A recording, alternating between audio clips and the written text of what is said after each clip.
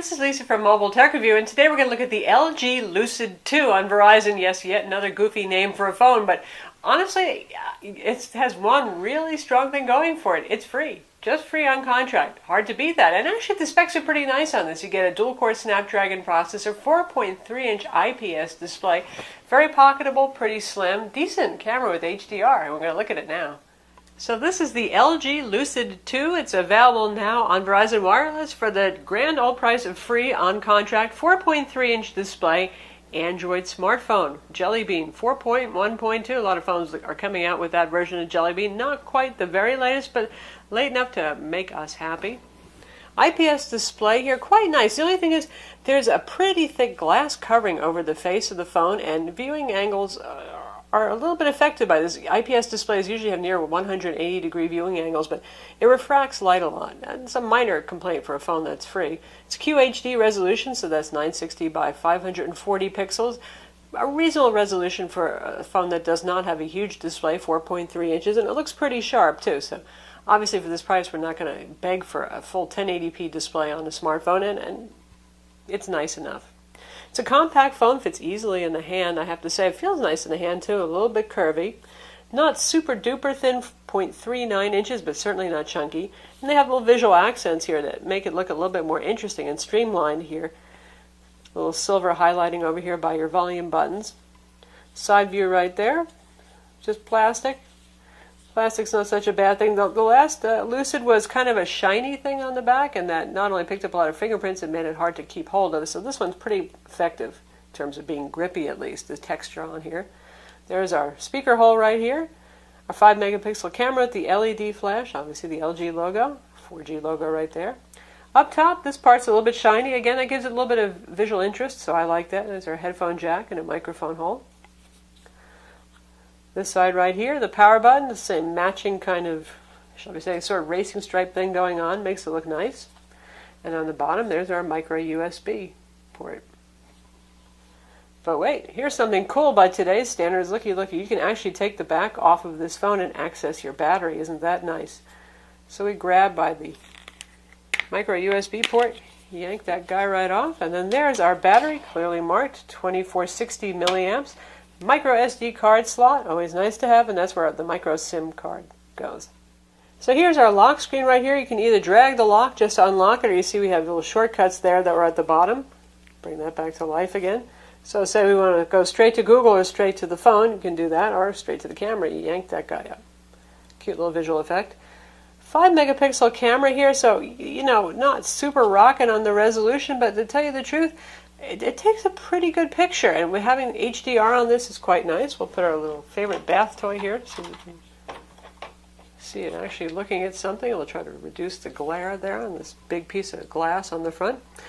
So it has a reasonable amount of features right here. We've got flash control. You can choose focus mode between face detection and automatic, brightness control, zooming, built-in quick editing stuff, ISO. So a reasonable nice amount of features here for, again, a free phone. We're not going to complain. And it can shoot video as well, clearly. And when we switch to video mode, you can see we can go up to full HD recording on this. Again, very nice for the price of the phone. And we have live effects for our video here. Stuff that's definitely entertaining. LG does a nice job with the camera actually on their phones, so no complaints there. One funny thing about the buttons here, there's 4 of them. Usually we see 3 Android buttons, but we have back, we have home, and they don't stay live very long, notice. We have the multitasking key, and we have a menu button built in. So usually you see double duty and with the multitasking button bringing up menu options, but in this case, well, you get all 4. I find it a little confusing. I also find it pretty annoying that when you touch the screen, it doesn't light up the buttons as well, so you actually start having to fiddle around for the buttons, which is pretty annoying when you're trying to find maybe that key, but you hit the back button and get yourself out of what you were doing instead. That is what it is. You could set the backlight for the buttons to always be on whenever the phone screen is on, but of course that does take a toll on battery life. In terms of software customizations, on top of Jelly Bean, we have the Optimus 3.0 UI here. It gets less intrusive with every revision. That seems to be a trend with most manufacturers' UI customizations. You can see we got our AccuWeather widget here, favorite contacts, calling, 5 home screens. This Amazon widget is loaded by default because Verizon has a deal with Amazon to include their apps on there. It's starting to seem like the Amazon phone, honestly. There's so many apps on there for that. And here's what our launcher app screen looks like, and pretty customized. We have apps, we have downloads, we have widgets, and then you got settings here, so you can change stuff as you see fit. And on here we've got a couple of Verizon applications like My Verizon Mobile, the mobile hotspot app, which is just to control. Obviously your mobile hotspot, that works out fine. There's a setup wizard. Verizon Tones is on here, Verizon Security, Verizon VZ Navigator on here as well. Obviously your voicemail application. And we have, because Amazon owns IMDb, we have IMDb on here. We have the Amazon application. We have Amazon Kindle on here. We have Amazon MP3 on here. And we have Zappos as well, another affiliated with Amazon company thing. Standard Google apps are on board as well. You got your Google Play Movies and TV, your Google Music, Google Play Magazines, Google Play Books, Google Maps. All the stuff is right there for you. Polaris Office here is actually the full version, so you can edit, view, and create Office documents. That's certainly welcome on a free phone. You don't just get a viewer on this. And with LG's UI, we get the rich note. If you drag down here, you see you have quick access to a couple of settings: sound, Bluetooth, GPS, screen rotation. Oddly, not Wi-Fi right there. That's a separate little thing right over there, which brings you up to here instead. We have quick memo here, which lets you take a screenshot and do a memo anywhere. So this is actually a quick memo you're looking at, not the home screen itself. So we can do things like circle that, say, wow, it was a beautiful weather day there today. Share it, edit it, save it if we want to. And if you want to share it, quite a few options here. Like every other smartphone these days, you get a giant on-screen dialer, very easy to use, and we have access to our recent calls, all contacts, our favorites, and any calling groups on here. Call quality on the phone is just okay. Not superlatively loud and clear, to be honest. It gets the job done. We could understand each other, me and my call recipients, but just had to work a little bit at it. So not a super selling point for us here, call quality. Not hideous, but not great. In terms of speed test on Verizon's 4G LTE network, we'll take a look at the results right here, and you can see typical good Verizon stuff right there, as fast as almost 19 megabit per second down. They throttle the upload speeds in favor of the download speeds a little bit, so about 2.5 sometimes for our upload speeds, though we did get as high as 6 at one point, and good ping times there as well. So as a data phone, great, and again, it supports mobile hotspot features, so you can use this as a high-speed modem for your laptop or your tablet too. The phone has dual-band Wi-Fi, Bluetooth 4.0. It does not have NSV. It does have a GPS. Every smartphone these days does have a GPS. And obviously it has Verizon LTE and EVDO Rev A 3G. As far as I know, this is not a world phone. It's not listed as such in specs, and looking in settings, there's no option to turn on GSM roaming. It has a front-facing video chat camera, and inside it has a dual-core 1.2 gigahertz Qualcomm Snapdragon S4 Plus. That's a great CPU, and it benchmarks pretty well for that CPU. You know, funny, a year ago that was like the cutting-edge CPU, and now we're going, oh, geez, no quad-core, not too impressed. Well, honestly, it's reasonably fast enough. Certainly for most folks who are going to be using a smartphone, unless you're like a serious hardcore gamer and you really want the absolute best performance, it's perfectly adequate. Web browser runs fine on this. Movie playback is good on it. And benchmark-wise, it did pretty well.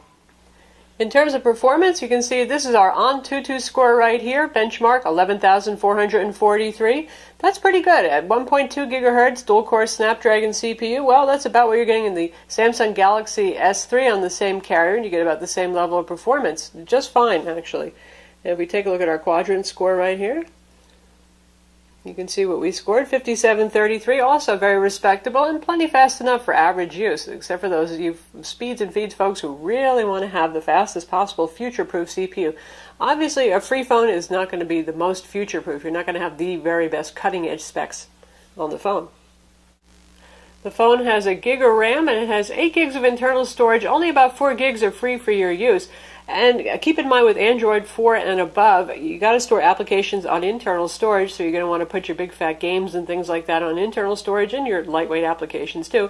But you can put all of your media, that means your music, your videos, your documents as well, on SD cards, micro SD cards, since this has a micro SD card slot.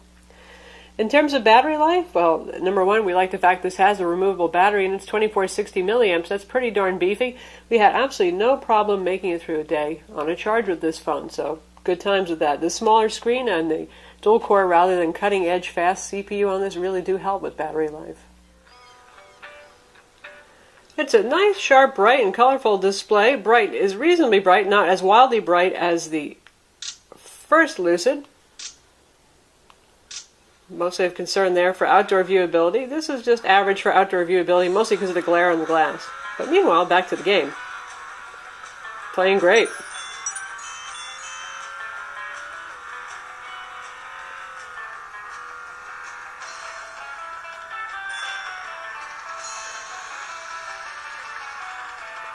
This is a pretty demanding 3D game, obviously. And it handles it just fine.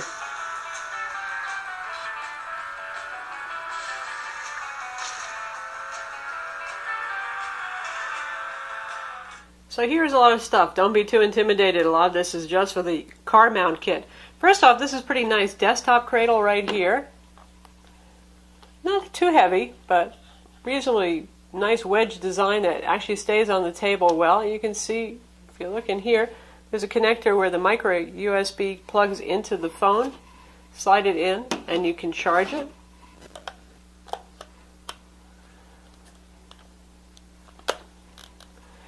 And on the back, right here, there's a slot for charging a second battery, also very handy. So you just stick that guy in there like that. And there's our micro USB, and you get a secondary cable with that, and a charging head as well. So you can plug that in there and charge both of these guys at once, and you've got yourself a nice little nightstand companion.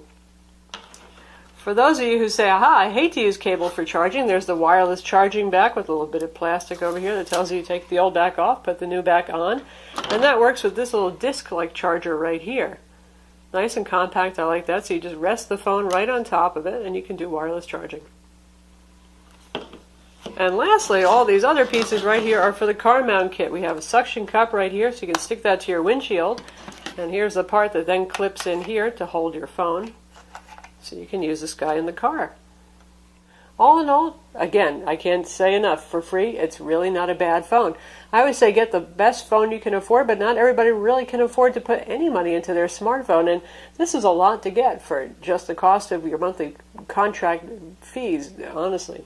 So that's the LG Lucid 2. Again, it's available now on Verizon Wireless, and it's free with a contract. And if you're looking for your first smartphone, you don't have much money to spend, you want something small, it's definitely worth a look. I'm Lisa from Mobile Tech Review. Don't forget to subscribe to our YouTube channel.